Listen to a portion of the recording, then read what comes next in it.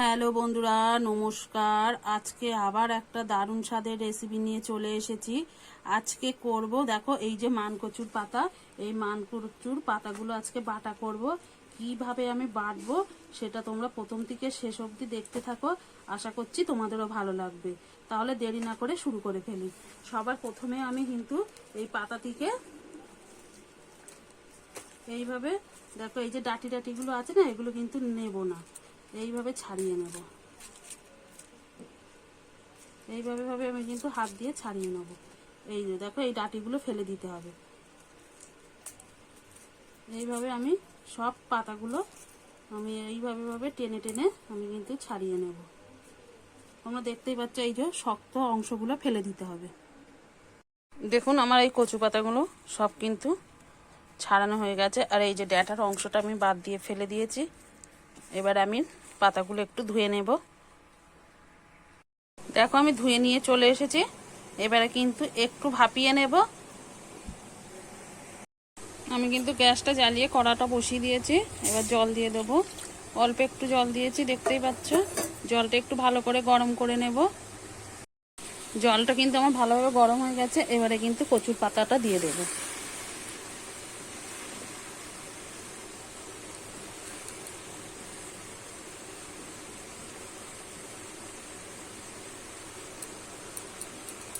আমি সব পাতাগুলো দিয়ে দিয়েছি। এবার ঢেকে দেব। ঢেকে আমি 1 মিনিট মতো ভাপিয়ে নেব। এবারে ঢাকনাটা খুলে দেখে নেব। দেখো কত সুন্দর কিন্তু ভাপানো হয়ে গেছে। এবারে আমি নামিয়ে নেব।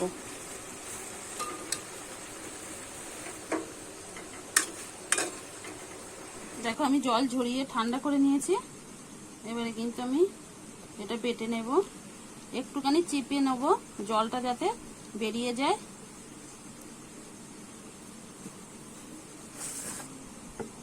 এবারে কিন্তু আমি মিক্সার বাটিতে দিয়ে নিলাম।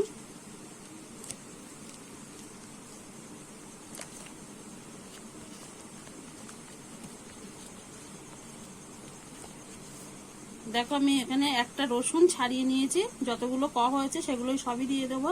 এখানে কিন্তু একটু রসুনটা বেশি দিলে খেতে ভালো লাগবে। আর আমি এখানে 4টে লঙ্কা দিলাম। তোমরা যে যেমন ঝাল খাও সেরকম দিয়ে নেবে।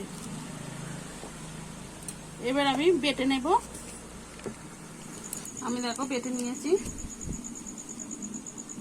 দেখতে পাচ্ছ। এরকম একটা পেস্ট বানিয়ে নিতে হবে।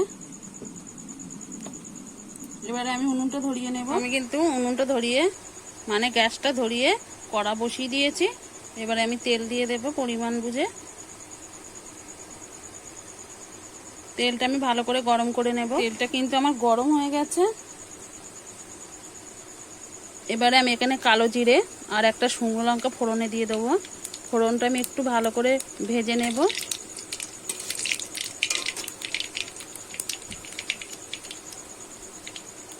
আর এখানে আমি একটা কুচিয়ে রেখেছিলাম একটা পেঁয়াজ, সেটা কিন্তু আমি দিয়ে দিলাম।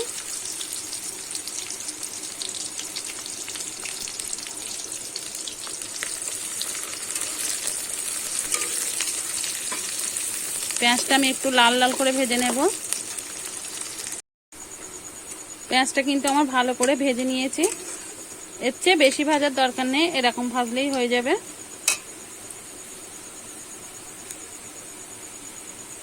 এবারে বেটে রাখা কচুর পাতাটা দিয়ে দিলাম। দিয়ে আমি একটু ভালো করে নেড়ে চেড়ে নেব।